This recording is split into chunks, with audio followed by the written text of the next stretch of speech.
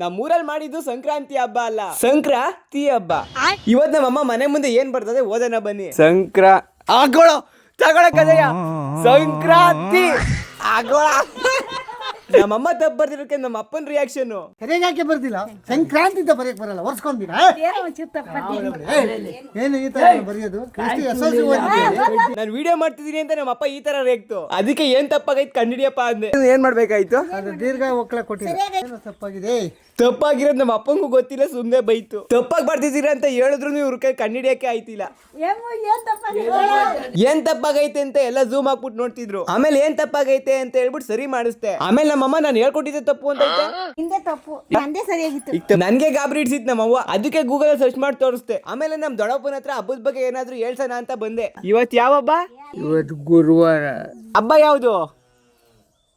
ಹಬ್ಬ ಇವತ್ತು ವರ್ಷಕ್ಕೆ.